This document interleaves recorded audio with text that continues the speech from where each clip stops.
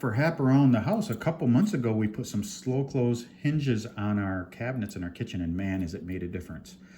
But measuring them is, well, it's not super hard, but I'd like to walk you through it a second just so you get the right hinges on the first try. First thing you have to do is you have to go into Amazon. That's where I bought them. eBay, Amazon will have them. And you type in slow close hinges. And then you noodle around until you finally find something that looks like your hinge. And this is the existing old hinge that came off of the cabinet. There's still one of these on there, and then there's one slow close, and that works really well on my cabinets. So what I did is I eyeballed it, and it says 1/2 inch there, and it says 1/2 inch there, which is just your frame, and I'll show you that in just a second. And everything else looks relatively the same. So yeah, I think that that's the right hinge. So how do you determine if that's the right hinge? Well, they also have some measurements. So let's go to the measurements. Right there. That's where the meat and potatoes are, so to speak. So what they want you to have is 45 millimeters or 1.75 inches between those two, center to center on those two holes. And then you also have 11.8 millimeter hinge cup depth, or 15/32, essentially a 1/2 inch. So let's do our measurements, shall we? Well, before we do our measurements, why don't I show you exactly what the cup is for, right? Because what is the hinge cup depth all about? Let's walk over to a cabinet and I'll show you. All right, so here's our cabinet door, and they have to bore or machine a hole in there, not all the way through, but just like a cup. That's why it's called, I guess, a cup depth, right?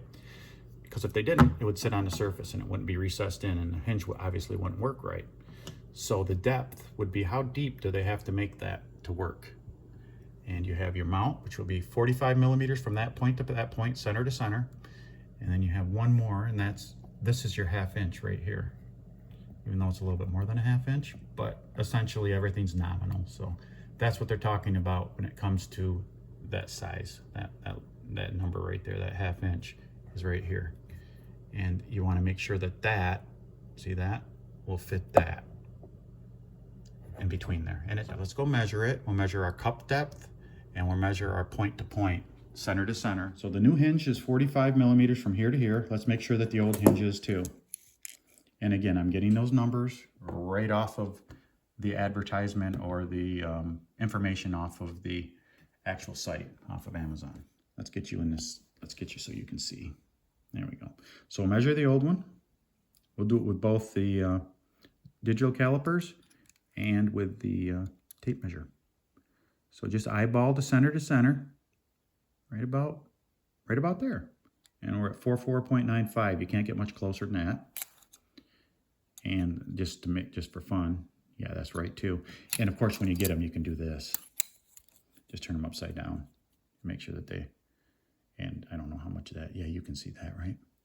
Yeah, so you know that this is gonna be okay. And you can get this too if you want. You can just make sure that it's 1.75 inches. Get the old one over here so you can see. Right there, and here's your 1.75 inch mark right there. See that? Right there. And you're gonna have to trust me on it. It is 1.75 inches. Okay. So what we wanna do now is we wanna measure our hinge cup depth. What they're saying is 11.8 is what they're saying that theirs is gonna be. Now we have the old one, so we know this one for sure fits. We're looking at 11.49. And that fits perfectly in there, and there's a little bit of slop in the bottom of it, in the cabinet door. Let's see what this one says. Now this one says 11.33. So this is a little bit smaller, which is great, because smaller is better, because if it's too big, it won't fit in there. So you know that that is going to work out perfect. And then you look at it, and they're the same. Again, use your eyes on the actual Amazon, the description, go into the pictures and look. And it'll tell you everything you need to know about it. Strong, quiet, and reliable. I imagine they wouldn't describe it as loud, weak, and breaking all the time. What else we got? And you can adjust your cabinets too. You can adjust your height up and down if it's not meeting, if the two cabinet doors are different heights, you can adjust that.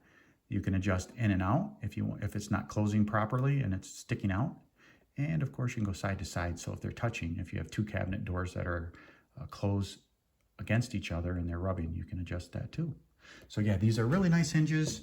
And I bought 25 of them. I believe there was 20, 25 bucks, something like that. But I'll put a link down below for all of the Amazon, if you want to pick up a digital pair of calipers. If you got one of these, of course, you use these. But these make it real easy. Millimeters are so much easier to use than these. Make it easy. So this is for half around the house. It made a big difference in our cabinets. It's a really easy job you can handle. I would strongly suggest if you have cabinets and when they close, you know how they sound. This makes it all quiet. They close nice and quiet so you can sneak around your kitchen, I guess. So this is half around the house. If you liked the video, hit the like button. Consider subscribing to the channel. Thanks for watching. We'll see you next time.